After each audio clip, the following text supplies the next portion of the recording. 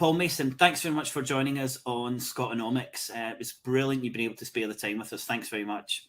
It's great to be here.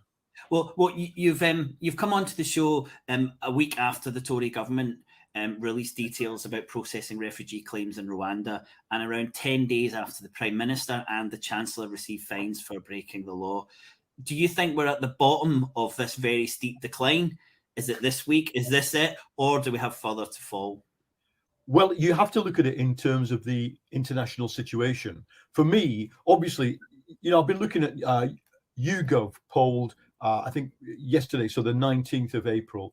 74% of people think Johnson's doing a bad job on inflation, and it goes on the economy, on the energy. So they're facing really negative numbers on that, because what's happening is that there's a loss in terms of the population. There's a widespread feeling that he is just a liar, he's incompetent, he's lost the plot. But that's not his biggest problem. His biggest problem is that we're facing an international crisis, and he gets that. Johnson, I'm told by people on the inside, is one of the few people in government who's really concerned and engaged with the Ukraine crisis. But in a crisis like this that could go from anything from maybe 6 to 9 months of crippling high energy prices causing mass poverty, all the way through to nuclear war, because it's possible that Putin could drop a tactical nuclear weapon on Ukraine. What you need in that situation is someone the public trusts, and also someone who can construct unusual political alliances, because if worst case scenario, you wouldn't have a national government, but you would want to be bringing all sides in politics into crisis management if things get worse in Ukraine. And the real problem, so outside the Beltway, everybody sees as a liar, doesn't trust him, or large numbers. Inside the Beltway, he can't really run Whitehall. He can't. So what you've got, everybody knows there's a chance he could go. So you've got rivals leading, mobilizing their own agendas.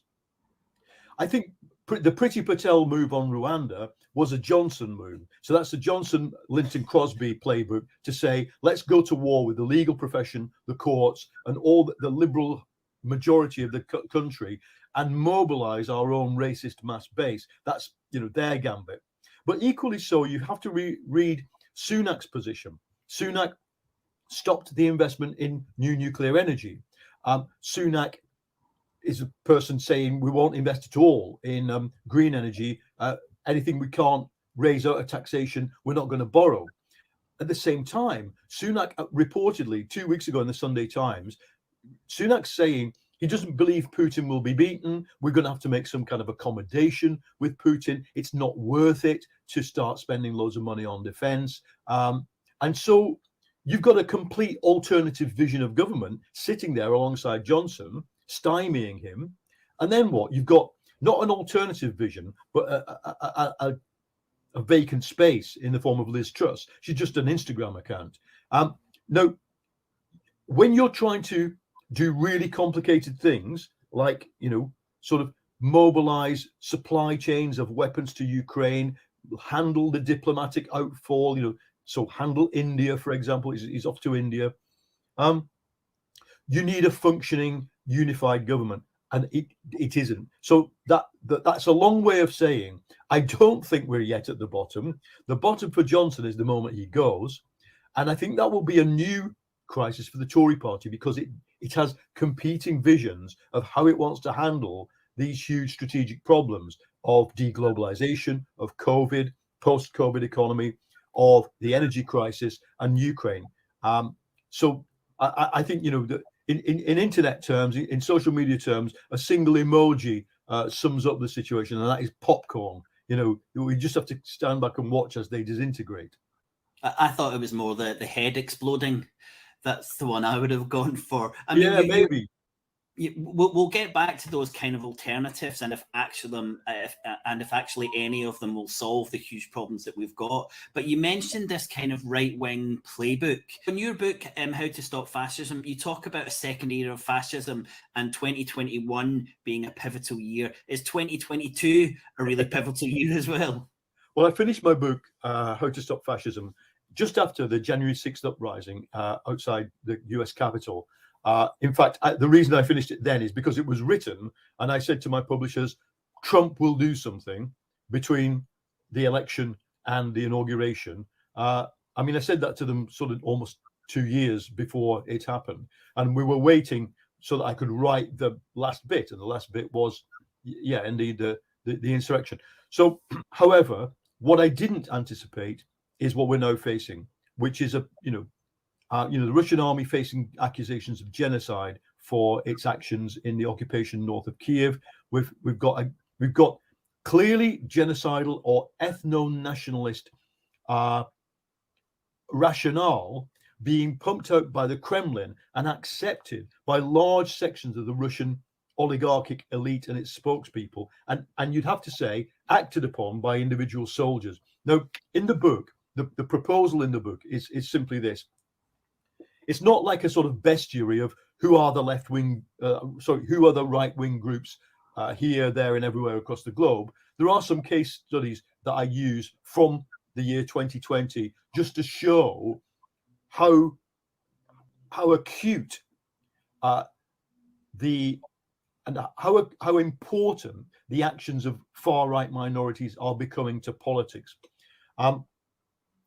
But the book is a thesis about fascism, and its basic thesis in one sentence is that what we thought were separate phenomena, authoritarian conservatism, Johnson, Patel, right-wing populism, Farage, Brexit Party, and fascism, so the EDL or Britain First, they are, in British terms, these phenomena are converging around a single thought architecture.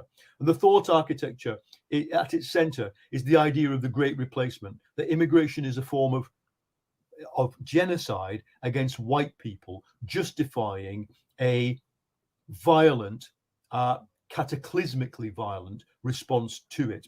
Now, I didn't expect to see, and maybe I should have expected to see this begin to happen at the level of the Russian state in the way it has. And I think the reason I didn't expect it is because in the book I'm focusing on movements. The people making the change are the movements online and from below. So if you look at the United States, you've got the mass radicalization of people around QAnon. You've got these Oath Keeper militia, Proud Boys driven by violent misogyny. They're the people who changed consciousness.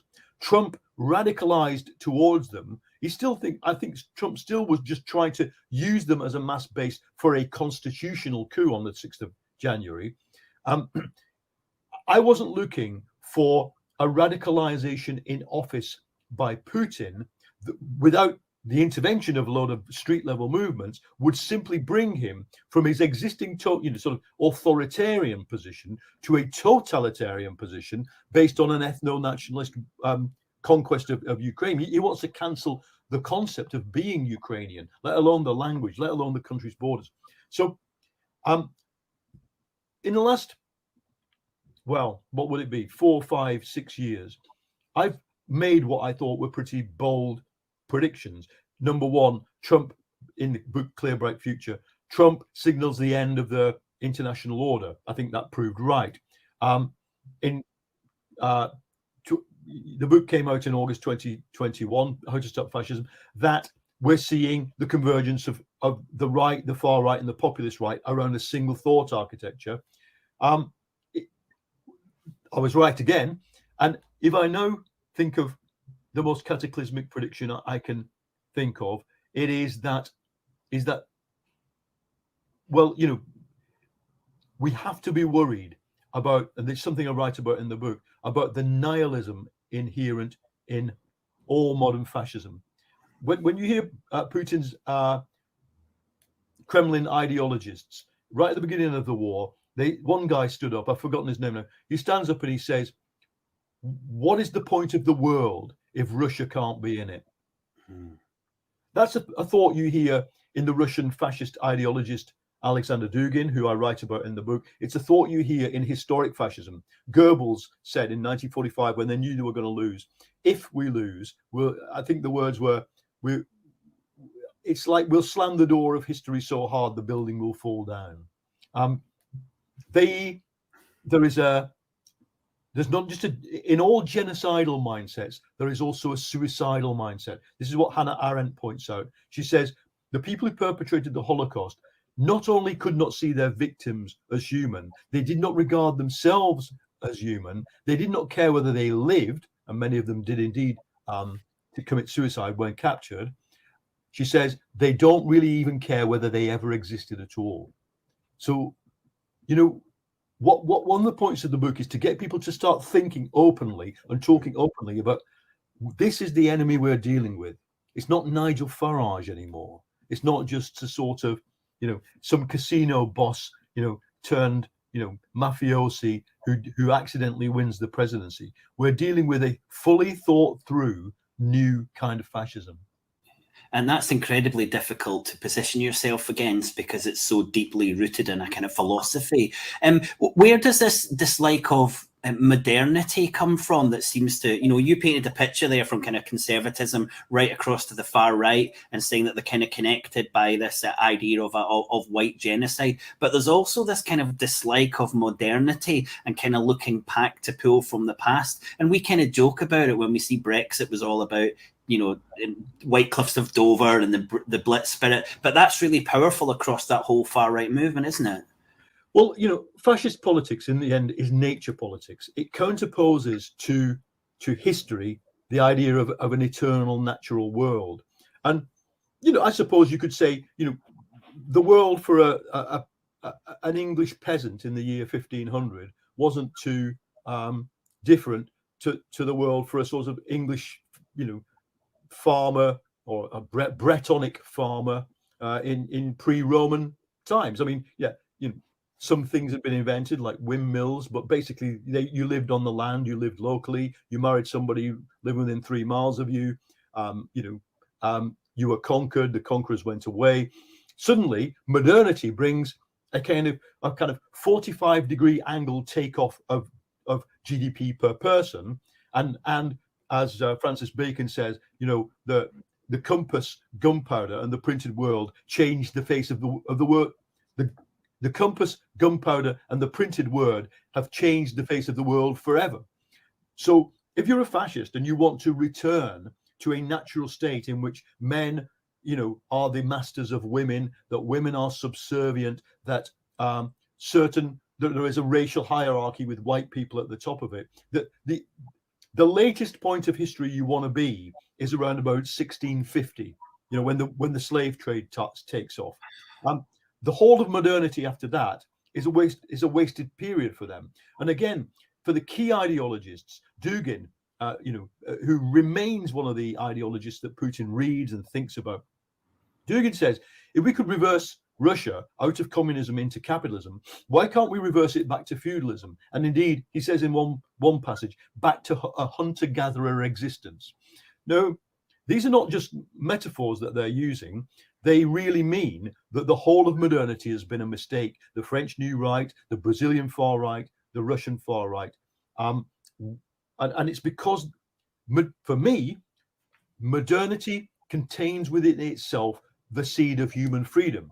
Now, if you're a liberal, you believe that freedom comes from rising technological control over the world, of rising GDP per person, of increased rights for women, for gay people, equality for ethnic minorities.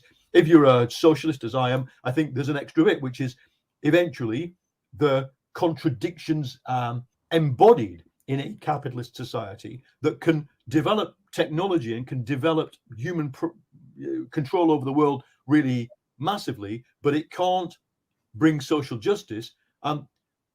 I think that this could lead us to a point where we take control of the whole society. We remove the capitalist class. We come up with a post-capitalist world type of economy. based on commons, based on common ownership, free stuff. To a fascist, all that looks like a really dangerous thing. Human freedom is actually what my sort of shorthand definition of fascism, although I hate definitions. The shorthand definition is it's the fear of freedom triggered by a glimpse of freedom. And modernity brings you lesbian and gay rights. Modernity brings you the ability of people who think they've been born in the wrong gender to change that gender legally.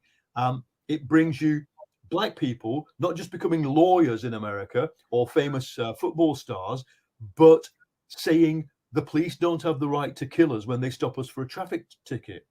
That's freedom, and they fear it. In the book, I'm very inspired in the book by a controversial and conflicted historian, Ernst Nolte, who, despite becoming later, and in fact, I would argue, an apologist for Nazism, he was the first non-Marxist historian to really grasp that what fascism is a negation of the human tendency to free ourselves. And so, you said about the fascism as a philosophical movement before. I absolutely agree. And one of the reasons I've written the book is I'm trying to drag a bunch of really well-meaning and in fact heroic left anti-fascists away from theories that don't make any sense. Inherited theories from the Communist International in 1935, or stuff they've learned from 1960s philosophers that are really pointless. The theory of fascism has to be based on what we see and the class and the psychological forces that are recreating it. We've got to understand what's recreating it. I'm absolutely fascinated by what you're saying. I mean, this is it goes to also conservatism as well, which you would describe as perhaps at the more milder end of the scale. But that fear of new, the fear of new knowledge. Do you think that then perhaps the antidote to that, to a certain extent, is the spreading of new knowledge? Do you think that the internet then is fearsome to people that are afraid of new knowledge? Do you think there's also a fear in people? I'm thinking about the people who are marching on Capitol Hill. This fear of, I don't understand what's going on, and I feel alienated. I think that there's a lot in what you say. Let me take it bit by bit. Let's come back to conservatism in a minute, but just want to talk about the internet. When I was covering the emergence of network protest in 2011, the Occupy movement, the Arab Spring, one of the questions we asked is, will the right, will the authorities, the authoritarians, be able to come up with something that neutralizes this? And they had 3 goes. Because the internet was spontaneously networked, it allowed network protest, it allowed people to flow like water as late as 2017 in the Hong Kong protests around authoritarian rule. The first thing they try and do is shut down the internet. That doesn't work. People simply spray paint IP addresses for VPNs onto concrete walls.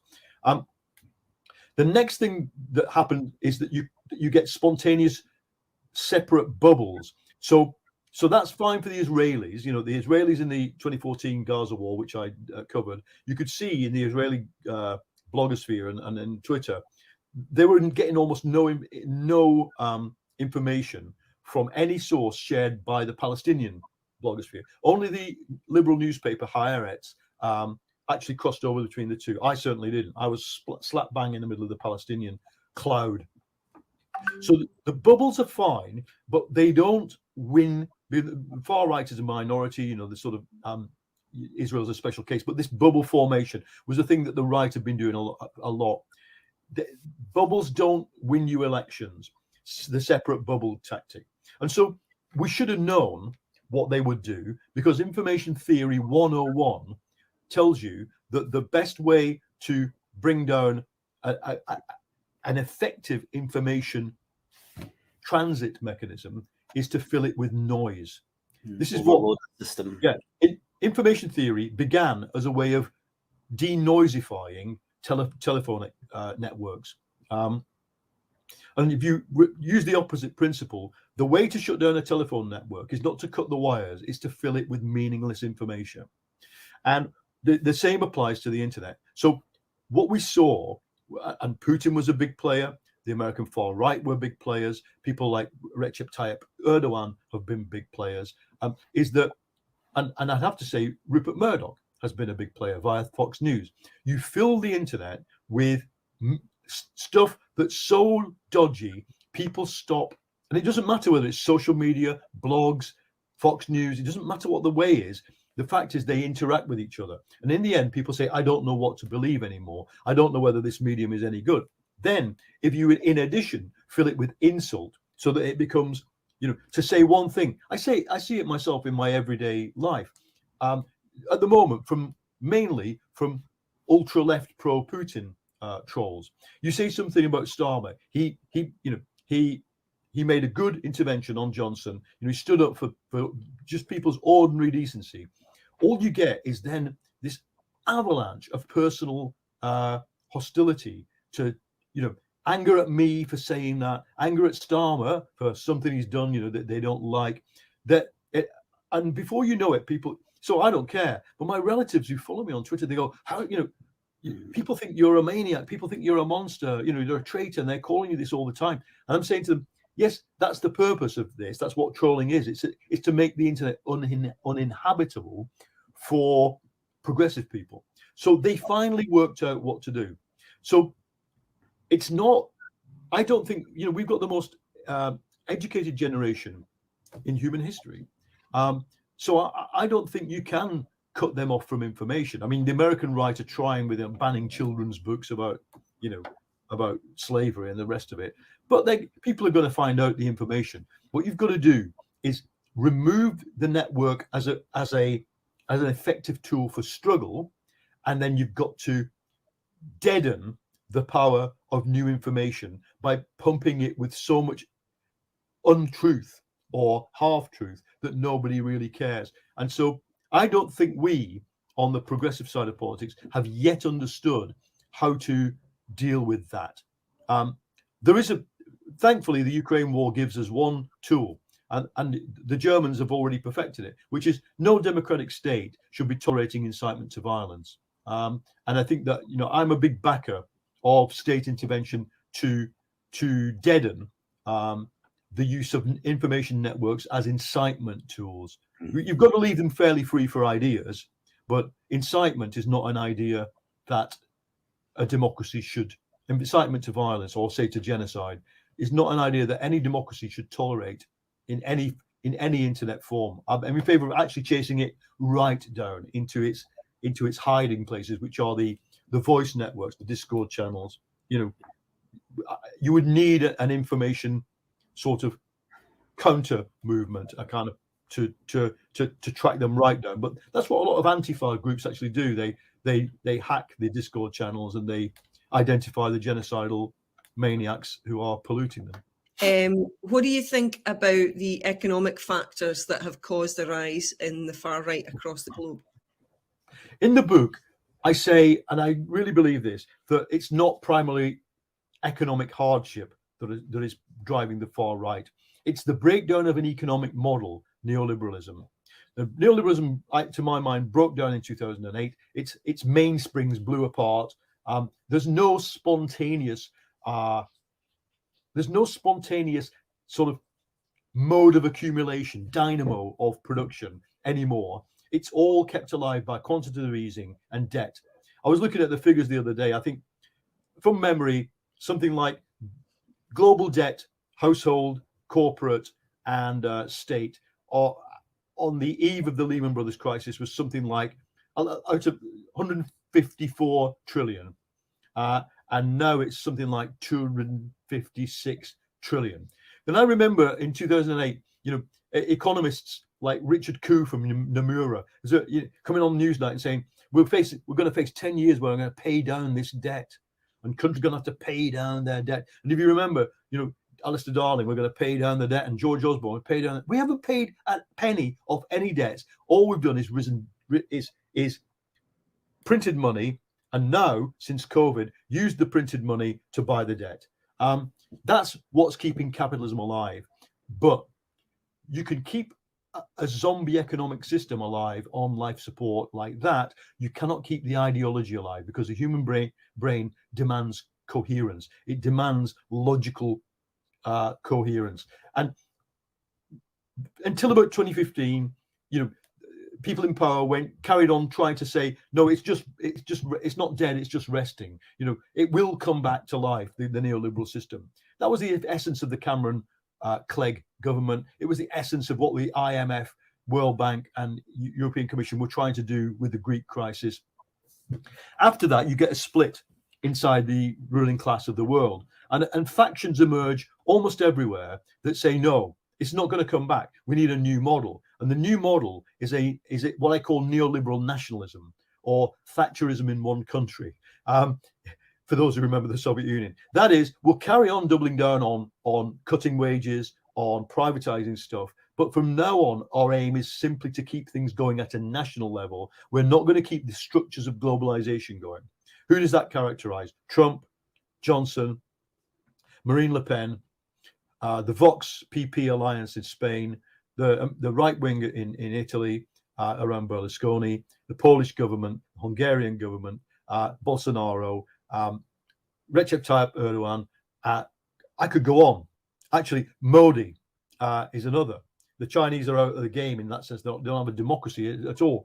But if you think about how powerful now that movement is to break up the world system in order to keep the essence of neoliberalism going, at that point, what was the problem? At least with Keynesianism, I grew up in the Keynesian era. I was taught, my dental care would always be free. The milk I drank at school was always be free. Rents on council houses were so small that nobody really cared if you didn't pay it. However, nobody ever said to me, economics explains the whole world, Paul. The world around you, the economic world around you, is the key to the whole world.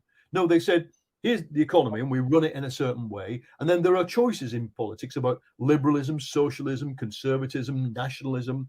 But neoliberalism was a universal faith. It explained everything. The market was in charge of your life. And the easiest thing to do was to let it flow. Any idea that you would push back against economic forces would cause you only pain, as those found out who did, like the miners, like the print workers, like the anti-poll tax struggle. So 2 generations have grown up under neoliberalism, under the idea that it's the end of history, it's the best system possible, it explains everything. There is no intellectual outside world with any coherence. There is only, you can have internal tactical disagreements within neoliberalism, but you can't have a critique of neoliberalism. And then suddenly, just as with the Soviet Union, there's a great phrase, a book title about the end of the Soviet Union. Once it was forever, then it was no more. And that's what happened to neoliberal ideology.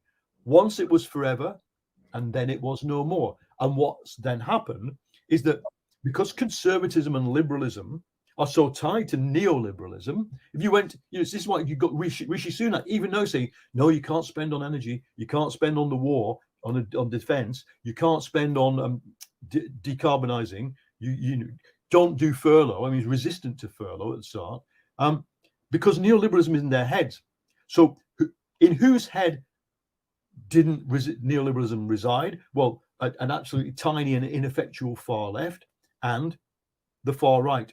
And the far right have come up with an offer, a new explanation of the world. Will Davis from Goldsmiths University calls the crisis of neoliberalism. Well, he calls neoliberalism the disenchantment of politics by economics. Politics becomes economics. What we're saying is literally the re-enchantment of politics. So, and I mean by that, the introduction of irrational, emotional, nation, faith, and race-based politics. And the spine of it is what I describe in the book: great replacement theory, anti-feminism, anti-liberalism, the theory that cultural Marxism is a plot to destabilize the West, the meta-politics, which tells you don't do stuff, just win the argument out there through the network and wait for for bullet point number 5, which is the collapse of the world order into a global ethno-civil war. That is the through spine of modern fascism. And the real danger we face is because the economy doesn't cohere, because the explanation for how the economy should work no longer makes sense, because official politics has no answers. So look at Macron flailing around for answers.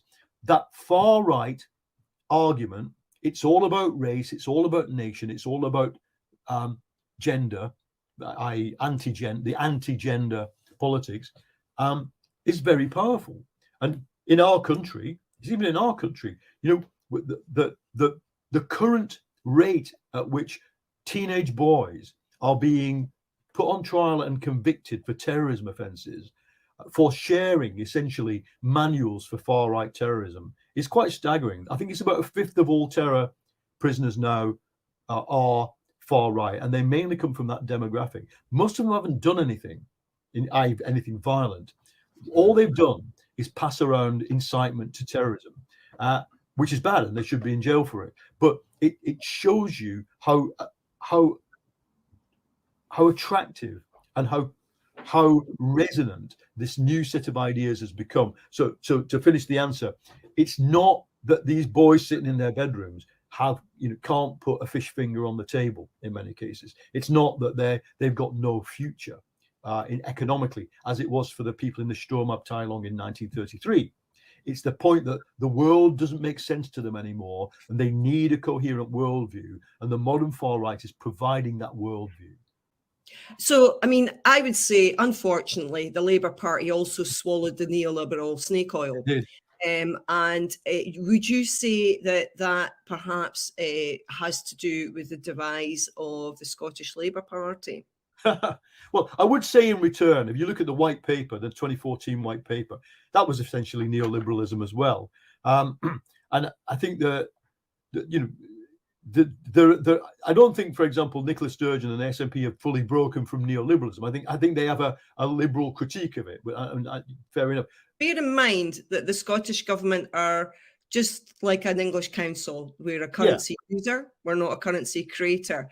So you don't really have a choice as a currency user that you have as a currency creator, like the UK government is. Yeah. You know, it can do fiscal policy, and the Scottish government can't do fiscal policy. No. But I accept that, and that's not the substance of what I'm saying. I was thinking more about the Growth Commission accepting 10 years of austerity in return for. I think that's off the agenda anyway now. Although energy prices are back up, so some of the maths of the Growth Commission might turn out to be right. We don't know. But let me come to Scottish Labour. No, I think the basic problem with Scottish Labour is it didn't understand the cultural nationalism. It didn't understand the desire for national independence. The roots of that are twofold. One, you've got the left, the kind of Richard Leonard left, and the kind of remnants of the old. Actually, going back to Gordon Brown, the kind of the sort of Scottish planning and all that. The idea was that the left had a critique, which said, well, we don't want independence because then we've got a permanent Tory government in the remainder of the UK, and in any case, they would generally say, nationalism divides the working class. I don't agree with that. Then you got the right, who are basically unionists, who's often quite allied to the sort of defence industrial, defence industrial sort of complex in Scotland, the British defence industrial complex, and people who are just, culturally dead set against nationalism. To be slightly controversial, I have sort of observed a little bit of a sectarian divide going on in that argument as well. But you can't substantiate it. It's just my feeling about who turns up for what argument. Now, I think Scottish Labour needs to accept that I don't think given so much of the Scottish working class has left Labour and gone to the SNP, the urban working class, so much of them, then the self-selected remnants are not going to be able to come up with the position I would want, which would be basically to support for such a radical form of federation that it didn't matter whether it was the difference between the early form of Nicola Sturgeon's proposed independence and the form of federation would be quite close. They're not going to be able to come up with that. And until they do, and until they can relate to Scottish cultural nationalism, I don't know what they're going to do. I hope, because I'm a member of the party, that they win some seats in the council election, and I hope that that when it comes to a government, this is the more important thing, that if the sequence goes like this, early 2023 snap general election, October 2023 referendum, I hope that Labour's strategists nationally in Westminster can come up with an argument that says, give us supply and confidence, you can have your referendum, we will campaign against you on full independence. I think their tactic might be to propose a 3-question referendum. I don't know whether that they will, but at the end of the day, as long as we're all in the same state, the British United Kingdom, all the progressive parties have an interest in creating a non-Tory government in that state. And then we've just got to get to the point of what's the quid pro quo? What does the SNP want most? And if it wants an independence referendum, I'd be in favour of saying yes, fine. That Scotland has the right to self-determination, and the government of Scotland, wants to have a referendum on the right to self-determination. Go ahead. Paul, I think you've explained all the issues with Scottish Labour there, and I just can't see a solution that's more powerful than Scottish Labour supporting Scottish independence and also being boosted by the left and the rest of the United Kingdom saying that the problems with the British state are so endemic. They're so endemic that something substantial has to happen to change the balance of power, and that is independence. And where we can look at the constitution and we can look at all the institutions, it seems like there's a solution there that's good for Scottish Labour because they're likely to possibly be involved in power in Scotland, and for the left and the rest of the United Kingdom, who they're able to actually influence the changes. So that seems like a solution. But why is that not really on the radar of the Labour Party? Because the Labour Party is shrunken in Scotland, and where in its heartland, which is urban England and Wales. I mean, Welsh Labour is incredibly hegemonic at the moment, especially in alliance with Plaid. They've created this alliance with Plaid. They've now got a permanent government. They can do much more strategic things, and they're starting to do them. Looking at things like second homes, the way the whole way. So Welsh Labour, I think, have got their own journey, and it's not going to be towards independence until there is Scottish independence, and we don't know whether that will happen. I think with English Labour, they gain nothing. While you say the British state is so dysfunctional, and it is, that only breaking it geographically will sort it out. For us, the proletariat and the salariat of the big cities, which is where Labour's main support is, and also for those remaining industrial areas in the north of Midlands of England, Scotland going independent doesn't solve anything about the British state. We'll just be left with it, but also left with a much higher hill to climb in terms of getting a left government, because without the SNP and without Scottish Labour and without the Scottish Greens. So it's not on the radar because it doesn't solve any of their problems. If the Scottish left wants to put it on their radar, I think that would be something that hasn't happened. We haven't had Scottish politicians address the progressive half of Britain really since the 2019 second referendum campaign. What annoys me is that we all have to be involved in politics much more. Now, I have got progressive friends in England, and my feeling is that they're just not busy enough, Paul. They need to be busier.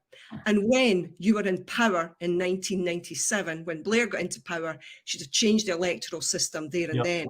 It is a disgrace. The first past the post system is a disgrace. Now, you can tell I'm angry. I'm angry because I'm 55 and I've lived with Thatcherism, my whole life, and what it's brought to Scotland. And it was particularly bad for Scottish people. The poll tax arrived a year later in London, and then it Thatcher was out, but we had to hold it for a year. So, there's, I get annoyed with English progressives, saying, we're sorry, we're going to lose the progressives in Scotland. We've waited a long time, and it's not happened. Look, if I'm one of the most sympathetic people on the English left to Scottish independence. I still think one of the reasons for it is that what you get when you get, and it's the same in Catalonia, what you get when you get a newly independent state is you get a chance to do a thorough clean of the state machine. And you find out what is real and what is not real, and things you didn't know about, and where power really lies. For example, now this is not the worst thing about the British state, but if you think about how does the monarchy run Britain? Good question. Yeah. What does the monarchy actually do? Well, it obviously talks. If you watch The Crown, it talks to the Prime Minister and occasionally sort of moves an eyebrow. Oh, I'm not sure about this, and things happen, and it influences. But how many people know about Lord Lieutenants? Lord Lieutenants in every county, appointed by the government, but basically answerable to the Queen. I know that the monarchy used those Lord Lieutenants as almost like a sort of agency. They are a nerve system, they are an information gathering system, and they're an influence system. Now, I would say, when Scotland comes to write when the SNP proposes the next white paper, I would be looking for a big part of how we're going to reform the state. Are we going to have a foreign secret service and a domestic secret service? What are we going to do? Do we want our own GCHQ? There's the defence side. There's a big opportunity now with Finland and Sweden joining NATO for Scotland actually to say, well, we want to be in NATO, but like Finland with no nuclear weapons. So you could do a lot there. The problem remains for us, we can't. If Scotland becomes independent, we've got a whole set of different problems, and it's just a product of the fact that English and Scottish politics have diverged. I'm not saying, By the way, I would say I still think the reason Labour lost the Red Wall is anti-immigration. It's just simply that people just don't like immigration, and there's nothing that we can. I went to my own hometown to campaign, Lee in Lancashire. It wasn't a pleasant experience. I was hearing genocidal thought expressed to me, by people probably I'd grown up around. I think we can win them back to vote Labour on the basic issues of economics and cost of living and the incompetence of the government. Whether probably the maximum you can do to the, as I say this in the book, to the ultra right wing thought is to dead it down a bit, to reduce it back to, I don't like the classic, I don't like kebab shops type racism, rather than I'm going to kill them all type racism. But yeah, I mean, look, I think we could. To me, I want to look positively, and for the Scottish audience, look positively at the next 12 to 18 months. I think Johnson is going to go for an early general election. I think he wants to get it out of the way before the referendum. That means, therefore, the Scottish government should stick to its plan and try and give us a date for when it thinks it's going to have that referendum. Then we'll be certain that's going to happen. Gordon Brown needs to come out with his constitutional, think tank thing, whatever that's going to be. Well, I don't know how much notice people are going to take of it. And then Keir Starmer needs to start talking to Nicola Sturgeon about what a government would look like of the United Kingdom that facilitated a referendum. And I think that we just all need to be honest about that. The prize is not just Scottish independence for you and your audience. It is for us constitutional change, because there's no way the English and Welsh are going to, remember, it's going to be the English and Welsh, because I think we haven't talked about it. United Ireland's now on the agenda. Economically, United Ireland is happening. It's going to be traumatic politically. But the English and Welsh live in the same state. You're going to have, I would say, regions created throughout England that are as powerful as the Welsh government.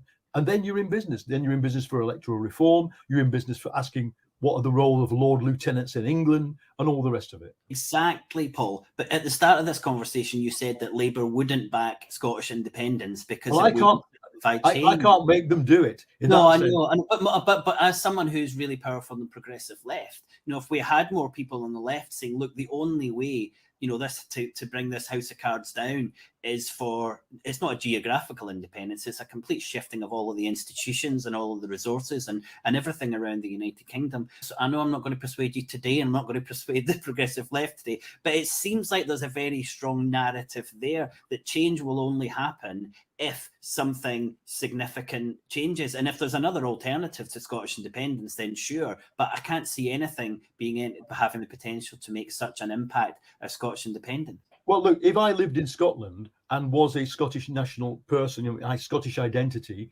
and could vote, I'm certain I would vote yes in a referendum. But I don't, and I'm stuck with the problem of being an English socialist, living in London and facing a perpetual Tory government. So I think the party that I am a member of, the best thing it can, probably the maximum it's going to be able to offer is a federation. And I think it should offer federation as the first gambit, i.e. everything except foreign defence and unfortunately monetary, unless you're prepared to go for a Scottish currency. Offer of that, a no-fault separation if the referendum goes yes, but then if it goes no, and you have to bear the risk that it could go no, given that the Ukraine is, people are worried about security. If it goes no, then we've got a fallback, which is federation. So how much different is for your generation? How worse would federation be? Given that maybe in 20 years' time, that 16-year-old generation that voted for the first time in 2014 might indeed want that as a way towards full fiscal, monetary, and sovereign independence. So England has to vote for that first before that's going to happen. Absolutely. Unfortunately, England's voting for Tories and has for most of my life, unfortunately. I think that independence would be a game changer for progressives in England. I do. And not only that, it would be a game changer for environmental policy. We can do environmental policy better once we're independent, and we can do progressive policy when we're independent. And when people see what the possibilities are in England, I think they will take the reins and say, we want that as well. Well, they're going to have to. And so what would a post-capitalist economy look like? And can you give us a little bit about the kind of policies that would exist in that? And also, I'd like you to think about the impact of climate change. What will a new economic paradigm look like? Well, in my book, Post Capitalism, climate change is built in. We have to, it's the imperative. We have to, achieve that. And one of the reasons I am so positive about transitional measures that move us beyond the market is that I do not think a market-based economy is going to deliver zero net carbon by 2025. Now, in the book Post Capitalism, I emphasized the small-scale, granular kinds of economic reform and change that could produce islands of non-capitalism within the system we have. That for me, so I'm not a Bolshevik. I don't think take the state, top-down reform, nationalize everything. That's not for me the transition. The transition for me is create within the economy, the co-ops, the B Corps, quite minor but quite amazing things where people remove the profit motive out of human life and also remove carbon at the same time. Now, since writing that book in 2015, what the big problem or the big difference is the 2018 IPCC report, which compressed the timescale. I now think that we are going to have, that a post-capitalist transition is going to have greater state direction, and it's more urgent. And it's even more urgent because we're actually facing the problem of what we've been talking about, rising far right, dysfunctional economies, and actually war on the doorstep of Europe.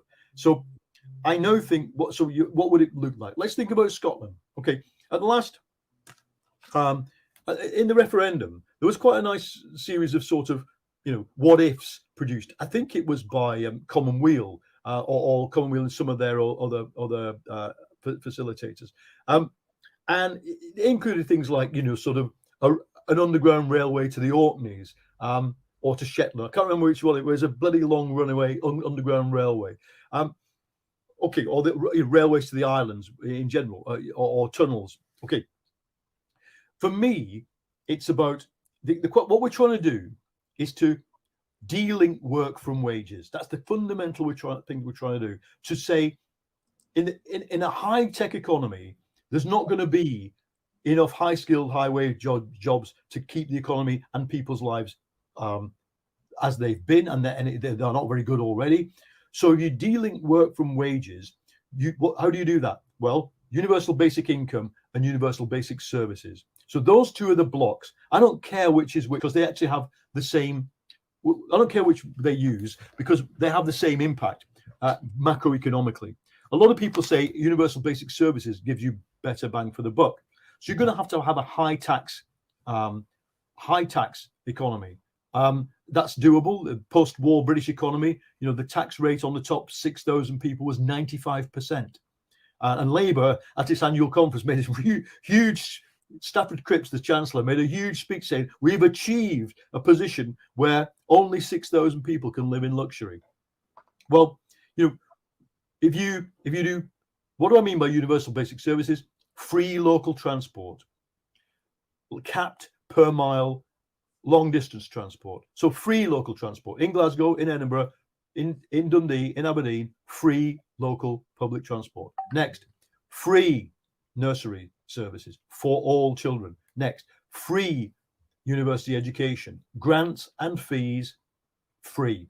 Next, rent caps and mortgage caps subsidized by the state, and energy price caps. Now, if you do that, see the difference between giving, say, an Uber driver a 15% pay rise and doing that is that you make it possible for that Uber driver to go, okay, well, on the days I don't work, I'm going to train to be something else. And you allow that person to survive the transition of the economy. I do think we're going to need to get there by quite a bit of state direction. So for the Scottish government, you've already got the Scottish Investment Bank, small scale, but it's the beginnings. And I think when you get a Scottish, I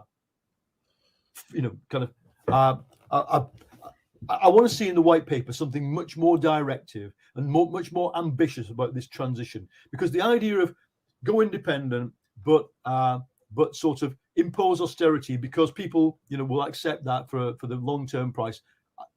I'm not sure they will.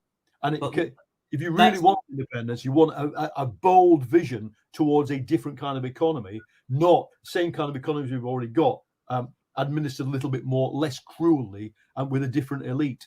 Because I do think we need a much more radical position for the Scottish economy. I think really important what you're saying about co-ops. I think, that is the way to go. I think, with the public sector gaining so much control during the winter of discontent that ushered in and helped neoliberalism survive for so long, I think people need to see a different model.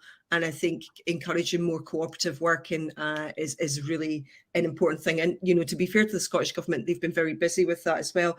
The other thing I'd say about the Commonweal vision, I've actually just read in the National a couple of days ago that Angus Brendan McNeill, who is an MP for the islands, he has organised funding from the Saudis. I think it's going to be from a pension fund to get tunnels between the islands, because, as I said, Scotland's not a currency issue. We couldn't create the currency to do it. We have to find it from someone else. So unfortunately, that's a position where we don't have those fiscal choices that the UK government do have, but they wouldn't invest in that. So we've got to find investment from outside, unfortunately.